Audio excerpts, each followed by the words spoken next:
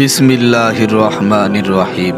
আজকে আপনাদের সামনে আলোচনা করব মহানবী সাল্লাল্লাহু আলাইহি ওয়াসাল্লামকে দ্বিতীয়বার হত্যা করার ব্যর্থ পরিকল্পনা নিয়ে। এ বিষয়ে আপনাদের সামনে ছোট্ট একটি ঘটনা তুলে ধরব ইনশাআল্লাহ। সাইবা বিন উসমান বিন আবু তালহা আল আবদারি আল হাজাবি, যিনি মক্কা বিজয়ের দিন মুসলমান হন এবং হুনাইন যুদ্ধে অংশগ্রহণ করেন। যুদ্ধের প্রথম দিকে বিপর্যয়কর অবস্থায় যখন রাসূল সাল্লাল্লাহু আলাইহি ওয়াসাল্লাম কচ্ছর থেকে নেমে পড়েন, তখন তাকে সুযোগ পেয়ে হত্যা করার অপচেষ্টা চালান। কারণ তার পিতা উসমান বিন আবু তালহা উহুদ যুদ্ধের দিন আলী রাদিয়াল্লাহু তাআলা আনহু এর হাতে নিহত হন। তিনি বলেন, তখনই আমি প্রতিজ্ঞা করেছি যে আরব আজমের সবাই যদি মুহাম্মাদের অনুসারী হয়, আমি কখনোই তার অনুসারী হব না। ফলে যখন আমি মক্কা থেকে যুদ্ধে বের হই, তখন থেকেই আমি সুযোগের সন্ধানে থাকি। অতঃপর আমি সুযোগ পেয়ে তার নিকটবর্তী হই এবং হত্যার জন্য তরবারি উঠাই। হঠাৎ আমার সামনে বিদ্যুতের চমকের ন্যায় একটা আগুনের ফুলকি জ্বলে ওঠে, যা আমাকে জ্বালিয়ে দেওয়ার উপক্রম। আমি ভয়ে চোখে হাত দেই। তখন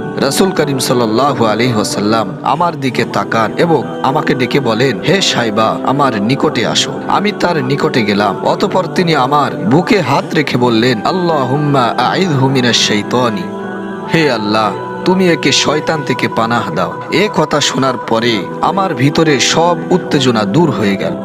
আল্লাহর কসম, তখন হুজুর সাল্লাল্লাহু আলাইহি ওয়াসাল্লাম আমার নিকটে আমার জীবনের চাইতে প্রিয় হয়ে যান। 58 বা 59 হিজরিতে তিনি মৃত্যুবরণ করেন। উল্লেখিত আছে যে মক্কা বিজয়ের দিন তার চাচাতো ভাই উসমান বিন তালহাকে রাসূল সাল্লাল্লাহু আলাইহি ওয়াসাল্লাম কাবা গৃহের চাবি হস্তান্তর করেন। প্রিয় ভাই ও বন্ধুগণ, আমাদের নবী হযরত মুহাম্মদ রাসূলুল্লাহ সাল্লাল্লাহু আলাইহি ওয়াসাল্লামের জীবনের প্রত্যেকটা মুহূর্তই উম্মতের জন্য বিশেষ শিক্ষা রয়েছে, যা আমরা কখনোই কল্পনা করতে পারি না।